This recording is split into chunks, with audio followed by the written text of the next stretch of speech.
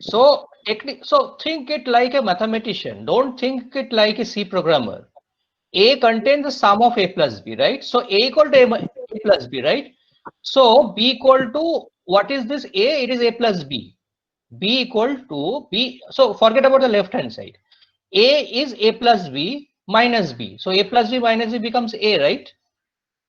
So B now gets the value A because the right hand side equals to A, right? And here the right hand side A is still A plus B, but B is now A. So replace B by A. So A plus B minus A, that is B, right? So A now gets the value of B. So we have swapped the values of the two variables A and B. Okay, this is the simplest program. I mean, this is one not so simple program which I could have I mean shown you given what I have taught I mean until the last class. So I have not taught you I mean if then else in a nice way. I have not taught you in a loop. So we will cover them in the next class, but this is in my opinion it's a I mean, it's to some extent is a, I mean, an interesting problem. It is not really straightforward unless you know, I mean, how to do it. So let me run it. First, I'm compiling it. Then I'm running it. If you can see the screen, okay, it doesn't help. Okay, I have printed the same things, same line twice. First, I've printed the values of A and B. Then I have done these three operations, which basically swap the values of A and B, and I printed the same line. You see what happened. First A is 5 and B is 10, and then after swapping A is 10 and B is 5. Okay. All right. Great.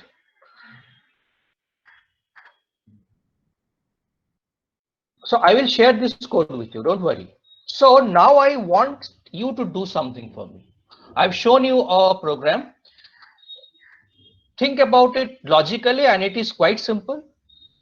Now the task I want you to do is I've shown you an example of how to swap two variables, right? Yes. Okay, so okay, this is an I mean, this is a task for everyone. Um, Now I am telling you that I am looking to do the same task. I want to swap the values of two variables, but I will make it slightly easier for you. I want to do I want you to do this using a third variable.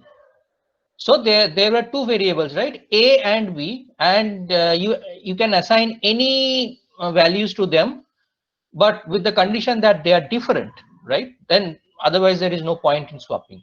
And you can have a third variable, say T, and you use the third variable to swap them. Just think about it, and I can ask any of you randomly after a couple of minutes, and let's discuss the logic or the algorithm first. Then we will come to the program. Just think about it. It's very simple. It's very simple. For the people who already know, it's like child's play to them.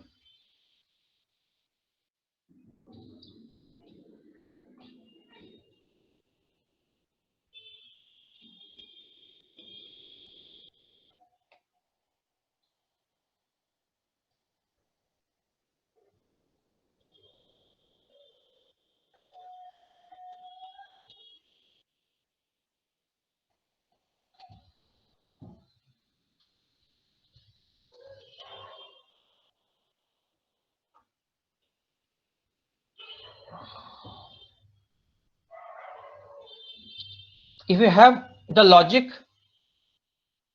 you can start writing. If you have the logic clear to you, you can start writing.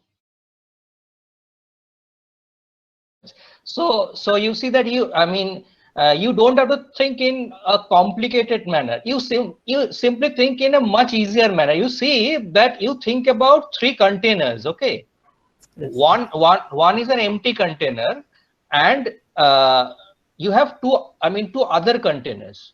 So if I tell you to swap, suppose there is some water in both the containers, in two containers, and the third one is an empty container. What will you do? You will put the water of the first container in the empty one, right? Yes, sir. Then you will put the water of the second container in the first container. Then you will put the water in the extra container in the second container. Okay, let's look at the code. There are plenty of examples. So let me show you. Let me show you the answer, and let me explain to you. There is nothing to be explained, but still, in case you have some confusion. So this is, some of you have got this right. So see my previous program. I only had A and B, right? And in this program, I have A, B, and a third variable T. So I see that many of you are committing the mistake of assigning T to some variable. So if you write A equals to T, that is not going to work, right? Because T has no value. Basically, if you do that, I mean, some basically garbage value will be assigned to A. If you write A equals to T, some garbage value will be assigned to A, and A will lose its value. So as I gave you the example of three containers, you are putting the value of A in C. When you write T equals to A, it means you are storing the value of A in T, not the other way around. T equals to A, which means A goes into T, right? Then, so now we have the value of A in T after line number 9. After line number 10, what we have? We have the value of B in A. You see that B still has its value, right? But A doesn't have its value. A now contains the value of B, but have we lost the value of A? No, because it is stored in T. So T now contains A and A now contains B. B also contains B. Unlike a container, it is not losing its value. So assignment T equals to A doesn't mean that A loses its value. T gets the value of A. T gets a copy of A, but A still retains its value. So after step 1, T gets the value of A, and after line number 10, where I am currently, A gets the value of B, and what was in T? Yes, anyone? What was in T? A, right? Yes, T had A. So now B has A. So is this clear to everyone? This is very, very easy. So I am quite sure that you have got the logic right. So I am first compiling this and executing this. Same thing will happen. A equals to 5, B equals to 10, and after the swapping, A equals to 10, B equals to 5. So let's move on. Enough of assessment.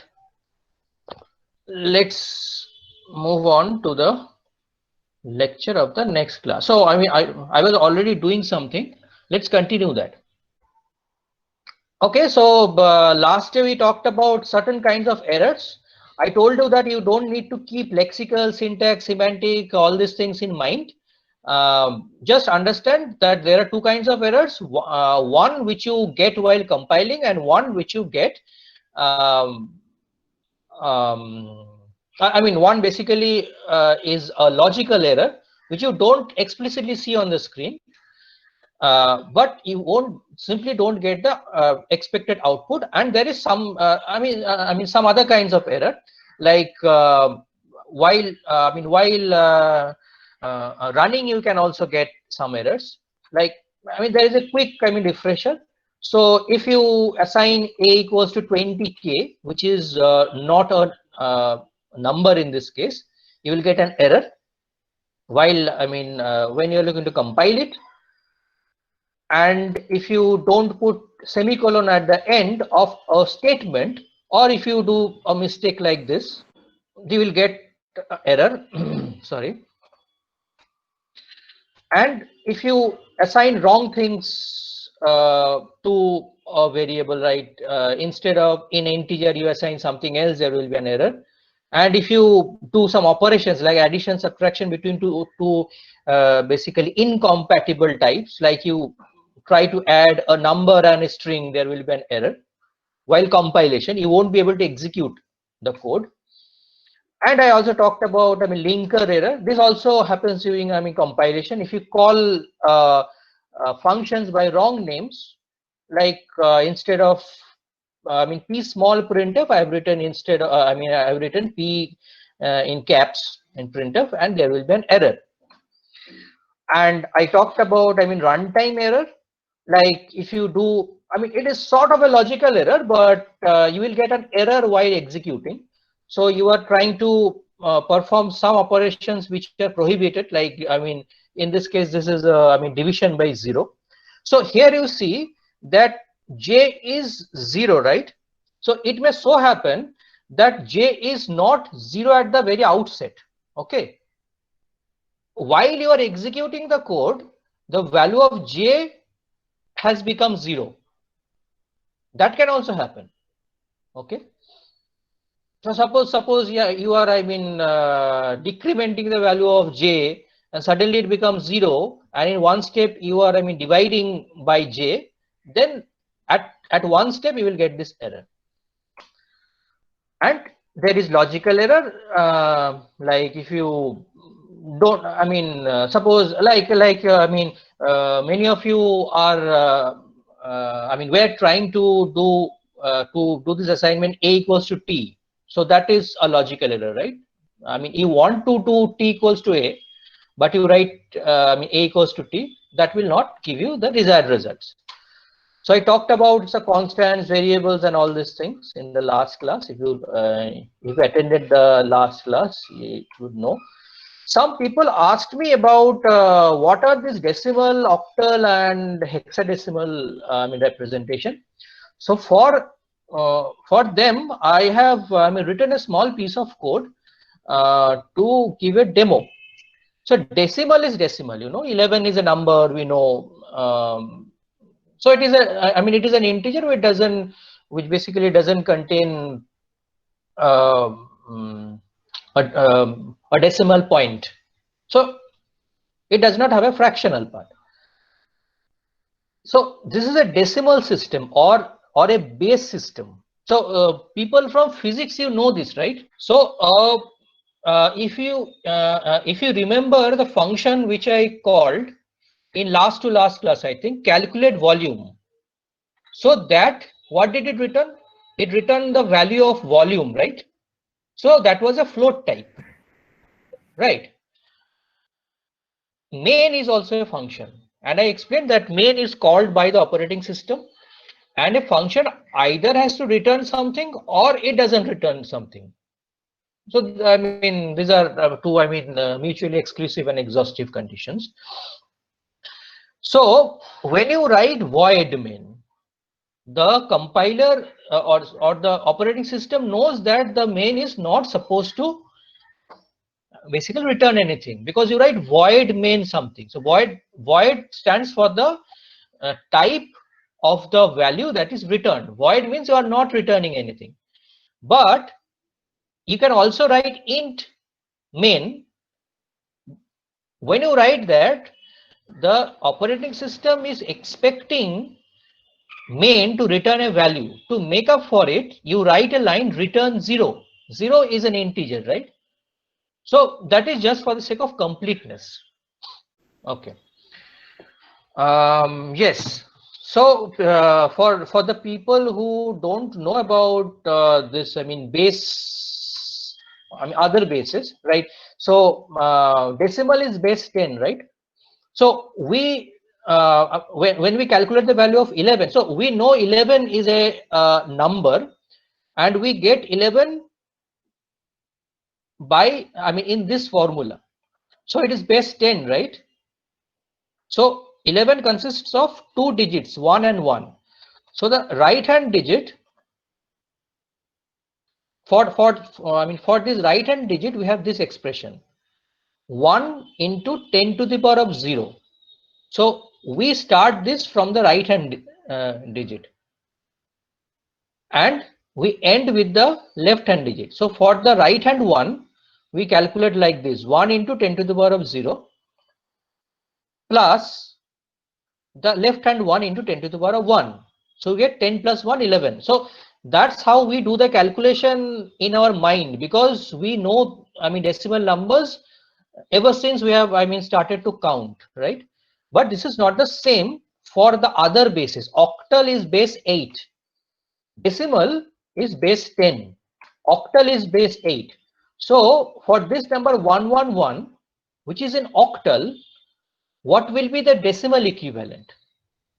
So you do calculation like this. You start from the right hand side. For the right hand side one, you multiply it by 8 to the power of 0, then plus you do 1 into 8 to the power of 1, and plus you do 1 into 8 to the power of 2.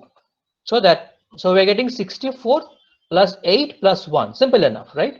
And we are getting 73. 73 is the decimal equivalent of this octal number 111.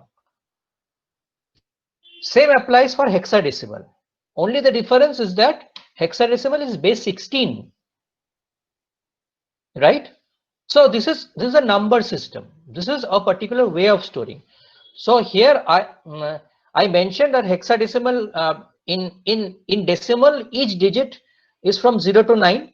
In octal each digit, okay, let me go back. In octal each digit is 0 to 7. Each digit is 0 to 7, and hexadecimal each digit is from 0 to 9, and basically 0 to 15. For 0 to 9 you have this particular symbol 0, 1, 2, 3 up to 9, and from 10 to 15 you have A to F. So A is 10, B is 11, like that. So 15 is F. So for the number for the hexadecimal number AA, which is base 16, the calculation is like this. A is 10, right? So 10 into 16 to the power of 0, because it's base 16.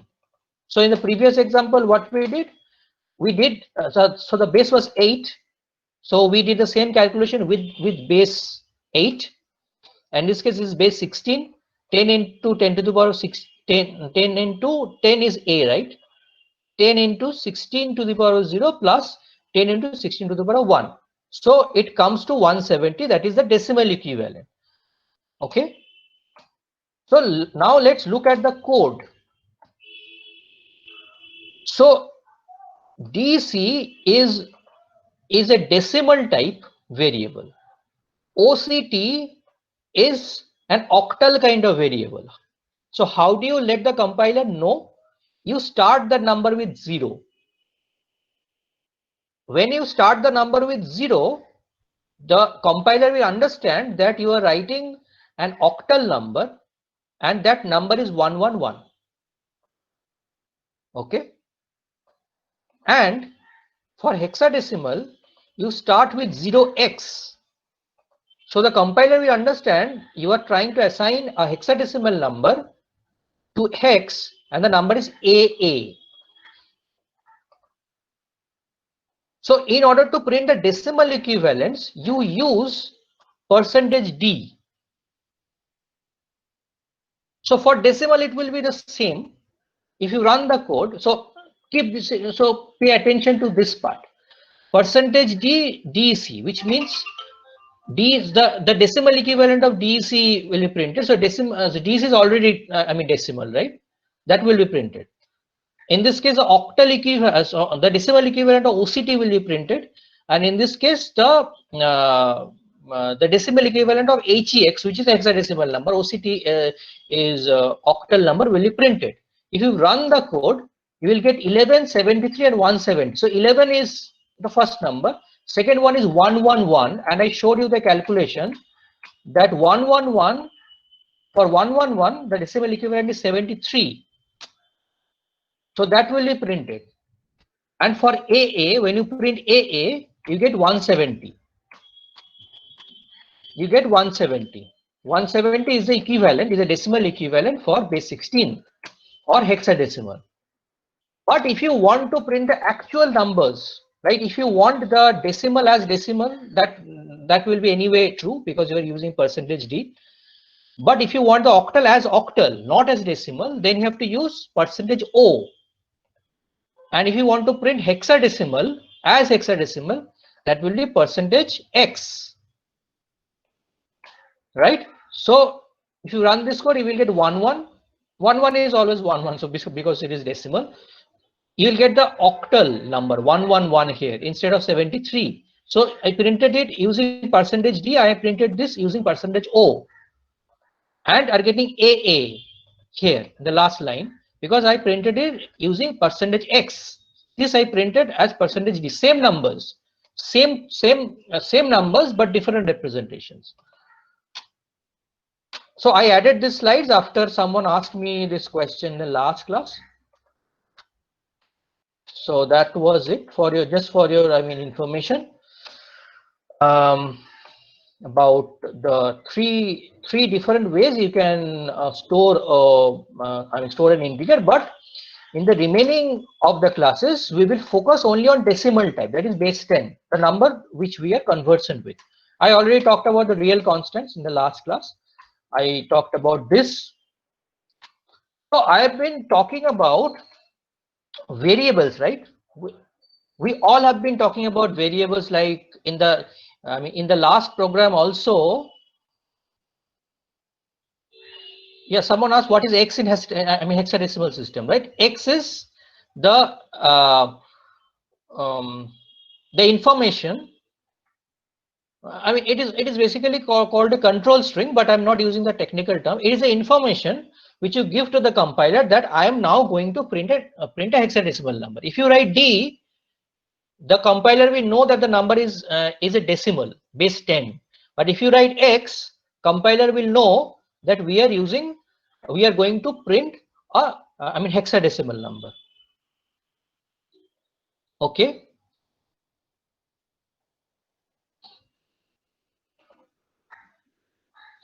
So this is fairly simple for the physics people. They know these three systems, but this was for the other people in the class. So we have been using variables, as I just mentioned. We used int A, int B, this kind of things, right?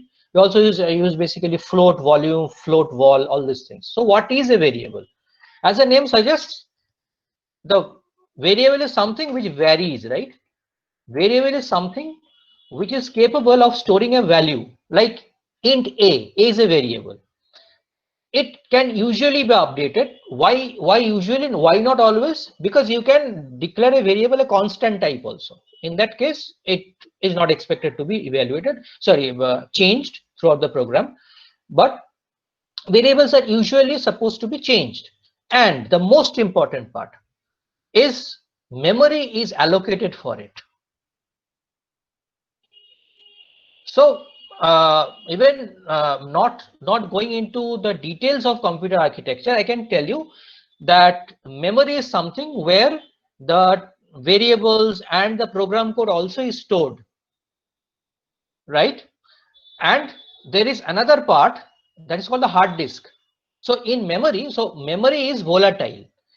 So after you when you basically run your program, the variables will be stored there. After your program is gone, the storage space will be basically used up by something else. So everything, all the variables and the code, everything which is in the memory will go away after you run the program.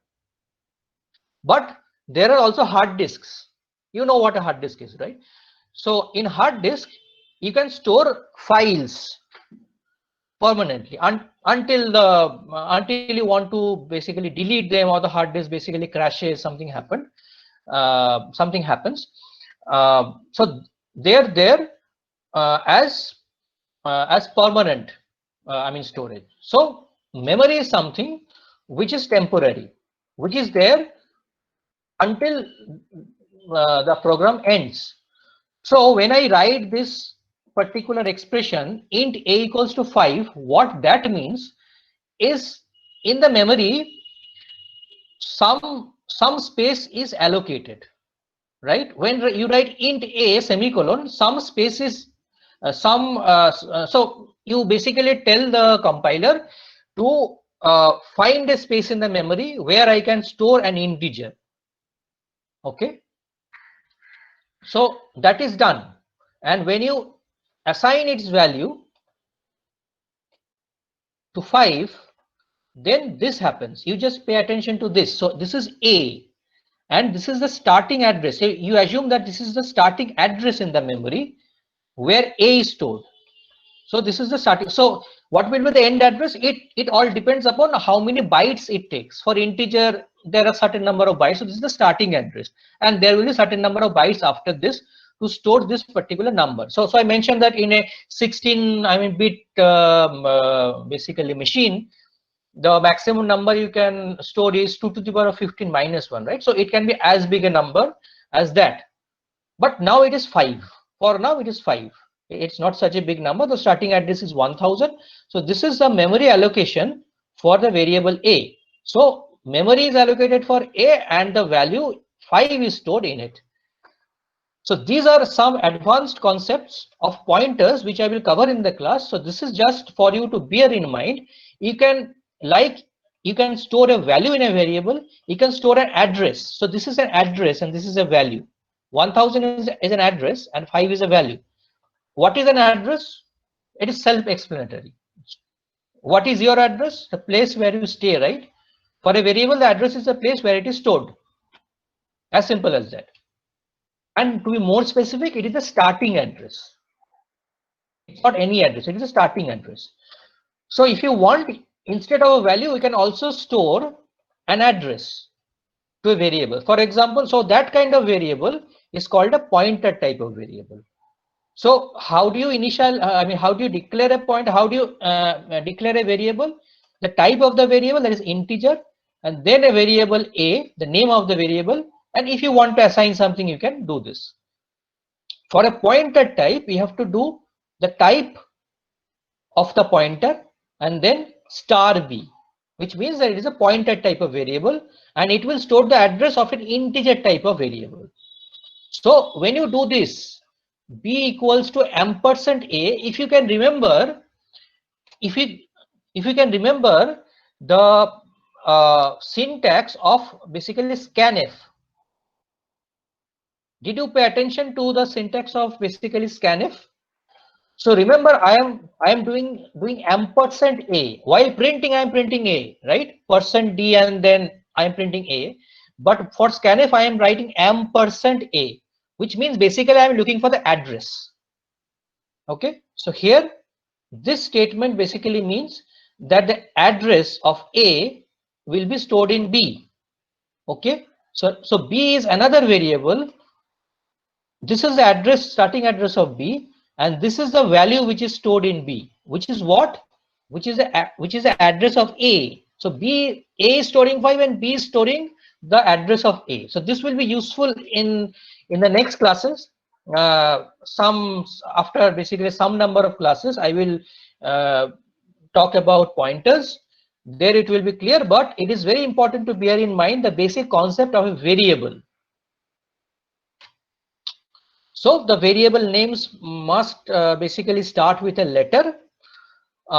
Variables are, case sensitive, like sum, sum, sum, sum, and sum. So all in different, arrangements of cases, they're different. So sum with S capital and small, and sum with all in caps are different. They're different variables. So keywords should not be used, like auto, break, printf should not be used as a variable. Okay,